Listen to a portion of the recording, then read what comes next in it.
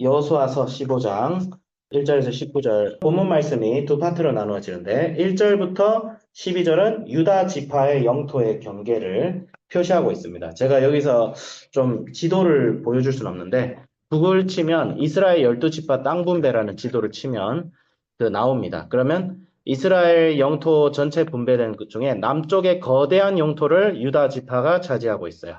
두 가지 해석이 가능합니다. 유다 지파는 나중에 예수 그리스도를 배출하는 지파예요. 다윗 왕도 유다 지파예요. 그래서 유다 지파의 대표성을 좀 하나님께서 강조하고 또 유다가 인구도 많았거든요. 그래서 땅을 저렇게 많이 받았다. 이런 해석도 되고 또 유다 지방이 있던 곳은 네게브 지역이 있는데 그 네게브 지역은 사막입니다. 척박해요. 그러니까 척박하니까 땅이 많아야 된다. 뭐 이런 그런 것도 가능해요. 러시아는 저 땅이 넓지만 척박하잖아요. 그렇죠? 인구는 이제 예, 중국, 인도에 비하면 영토는 넓지만 작은데 약간 유다가 그런 지역이었다. 그런 해석이 가능합니다. 그래서 1절부터 12절은 유다 지파의 영토 경계. 그 다음에 13절부터 19절은 갈렙 가문의 헤브론 영토 정복.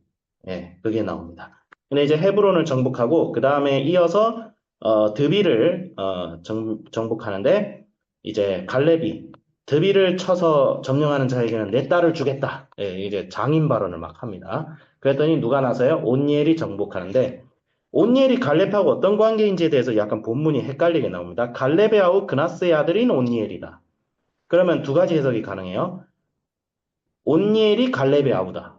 혹은 갈렙의 아우인 그나스의 아들이다. 이런 해석이 있어요. 근데 갈렙은 여분네의 아들 갈렙이라고 돼 있거든요. 그러니까 온니엘의 아버지랑 갈렙의 아버지가 달라요. 그래서 이거는 약간 이복 형제 혹은 약간 그 삼국지에 나오면 약간 도원의 결이 있죠. 우리는 형제다잉 뭐 이래가지고 약간 그런 개념도 가능하고 왜냐하면 이제 이게 갈렙의 친동생이라고 하면 이게 율법에 어긋나요. 왜냐하면 율법에는 삼촌 간 사이에 그 결혼을 근친으로 보고 금지하고 있거든요. 근데 갈렙이 과연 율법을 어겼을까? 네, 그러진 않았으리라 보고 그래서 제 생각에는 약간 이제 온니엘이 갈렙의 만약에 혈육이라고 해도 약간 조카 정도이지 않을까? 예, 그렇게 저는 해석을 하고 있어요. 약간 이게 원어적으로 봐도 헷갈리거든요, 사실. 예. 그래서 도원의 결의를 맺은 아우인지 아니면 조카인지. 근데 조카일 가능성이 더 커요. 왜냐하면 이스라엘 1세대는 다 멸절됐거든요. 20대 이하를 제외하고는. 그러면 온니엘이 갈렙하고 나이가 비슷했을 리는 없어요. 아무리 생각해봐도. 예, 갈렙의 나이가 80인데. 그렇죠? 그러니까 딸을 주었을 정도로 온니엘은 굉장히 어린 조카였다. 이렇게 해석하는 게 좀 자연스러운 것 같아요. 예, 좀 자연스러운 것 같고 또 히브리 원어상 그나스의 아들이라는 게 그나스의 자손이라는 말도 있습니다. 아들이라는 말은 자손이라는 말도 포함돼요. 히브리 원어적으로 벤이라고 하죠. 그거를. 예, 네. 베나닷도 하닷의 아들이다. 그래서 아람 왕을 표현할 때 그렇게 나오죠. 그래서 그래 나오는데 근데 이제 희한합니다. 온니엘은 사실 굉장히 중요한 인물이에요. 최초의 사사입니다. 예. 그러니까 이제 온니엘은 어떤 애야? 갈렙의 어찌 보면 갈렙의 유지를 이은 제자다. 아까 우리 누가 이거를 좀 표현했는데 갈렙의 유지를 이었습니다. 이렇게 누가 했는데 아주 예리했어요. 맞아요. 온니엘은 갈렙의 신앙을 이은 어찌 보면 갈렙의 제자예요. 예, 사도 바울의 제자 디모데 같은 그런 사람이고 온니엘은 나중에 여호수아 사후에 이스라엘이 타락했을 때 이스라엘이 외부의 침공에 의해서 탄압을 받고 있을 때 그들을 구원한 최초의 사사로 세워지는 최초의 사사 온니엘이다. 그렇게 나오고 근데 이제 악다가 네겝 땅으로 아버지께서 나를 네겝 땅으로 보내오니 샘물도 내게 주소서. 갈렙이 윗샘과 아랫샘을 주었다라는데 네게브 지방은 제가 얘기하지만 유다의 남쪽 지방으로 굉장히 사막인 지역이에요. 척박합니다. 그러니까 약간 이렇게 들려요. 아빠가 나를 이 외딴 곳에 막 보내는데 그냥 보낼 거야? 뭐라도 줘야지. 그럼 아버지가 보통 주죠. 딸이 내 딸을 시집 보냈는데. 그러니까 이게 뭐냐면, 약간, 저는 그렇게 봐요. 이제, 갈렙의 유지를 이제 딸과 함께 이어가는 거죠. 그래서, 조카와 자기 딸을, 온니에게 주었다. 이거는 자기의 자녀도 나와 같이 사명을 잇는 자가 되어라. 근데 사명을 잇는다는 것은 보통 척박하잖아요. 예, 척박하니까 셈을 주었다. 그게 나오는데 어떻게 적용할 수 있을까요? 첫 번째는 어쨌든 유다 족속의 대표성이 좀 드러납니다. 그래서 유다 족속은 뭐예요? 예수 그리스도가 오게 하는 그런 구속사적인 위치에 있어요. 그래서 예수님께서 오시는 길을 지금부터 계속 예비하고 있구나. 그 과정 중에 있구나. 그렇게 볼 수 있고 구속사적으로 그 다음에 온니엘과 악사의 신앙을 볼 수 있겠죠. 온니엘과 악사는 어떤 신앙이에요? 담대하고 용감하게 하나님 나라를 위해서 남들이 가지 않는 길로 가고자 하는 그런 담대한 신앙이죠. 안주하지 않는 신앙이고 그냥 남들이 가니까 나도 이렇게 가겠다. 이런 그냥 시류에 휩쓸린 신앙이 아니에요. 남들이 가지 않는 길. 하지만 이 시대에 가장 필요한 길이 무엇인가를 알고 그 길을 가는 개척자의 정신을 가진 신앙이죠. 그래서 샘물도 요구할 수 있죠. 네게브 땅을 이 척박하고 예수도 믿지 않는 이 지역에 나는 선교사로 가겠습니다. 약간 그런 정신도 될 수 있겠고, 혹은 내가 있는 직장은 별로 신앙이 없어. 근데 나는 말씀에 따라서 직장을 한 거예요. 남들보다 더 청렴결백하게. 남들처럼, 나쁜 짓 하면서 하지 않고. 그러면 따돌림을 당하겠죠. 그래도 나는 가리다. 주님 믿고 가리다. 이런 담대한 신앙. 남의 눈치를 보지 않고 오직 예수님 눈치만 보는 신앙이 될 수 있겠죠. 그래서 본문의 어떤 교훈적 주제는 담대하고 용기 있는 신앙. 그리고 이런 신앙에게 허락된 뭐예요? 풍성함이고 그런 풍성함과 용기는 어디서 나올까요?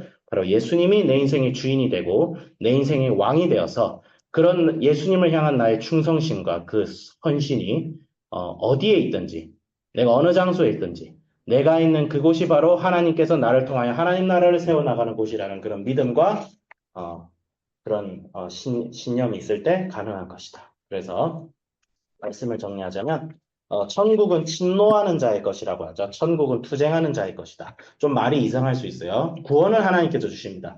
근데 예수님께서는 구원은 우리에게 일방적으로 베푸셨지만 그 구원받은 자로서 우리가 싸워나가야 할 투쟁의 장소를 허락하셨어요. 영적 전쟁이라고 하죠. 우리는 영적인 전쟁을 치릅니다. 그냥 예수 믿는 사람은 그냥 평안하게 살아갈 거야. 유유자적하게 살아갈 거야. 이것은 예수님께서 허락하신 적이 한 번도 없어요. 오히려 예수님께서 뭐래요? 내가 이 땅에 뭐를 주고 왔느라? 검을 주러 왔다. 어떤 검이에요? 하나님이 예수 그리스도의 복음을 대적하는 자들에 맞서 싸우기 위한 전쟁입니다. 이 전쟁은 무슨 이제 총과 칼로 하는 전쟁이 아닙니다. 무슨 북한에 맞서서 총을 들어서 싸우는 것이 영적 전쟁이 아니에요. 그건 어떤 하나님의 어떤 역사적인 섭리 가운데 있을 수는 있지만 중요한 것은 우리의 영적 전쟁의 본질은 뭐예요? 복음을 들고 예수 그리스도께서 우리에게 허락하신 성령의 말씀으로 다른 사람의 영혼을 구하기 위한 전쟁이요. 이 전쟁에서 흘려야 될 것은 우리의 땀과 때로는 우리의 피일 수도 있겠죠. 만약에 순교가 필요한 곳이라면 다행히 우리나라는 순교가 필요한 것은 아니겠지만 중요한 것은 그런 전쟁입니다.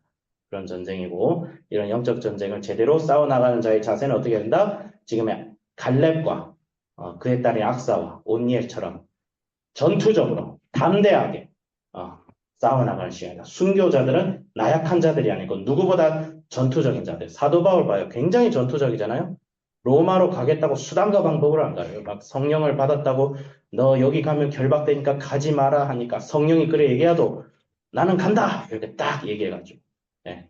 너만 성령 받았냐? 나도 방언 받고 예언 받았다. 예언 받았다고 해서 그래서 하나님의 뜻을 예언 받았다고 해서 함부로 해석하면 그 예언이 무슨 이유로 주어졌는지를 봐야 되는 거죠. 그래서 그런 용기 있는 담대한 신앙인으로서 나도 살아가야겠다. 그렇게 해서 예수님을 더 묵상하고 예수님께 더 강구하는 신앙생활을 해야겠다. 이렇게 다짐을 했습니다. 자, 기도하겠습니다. 하나님 아버지 감사합니다. 담대한 자가 되게 해주시고 용기 있는 자가 되게 하여 주시옵소서.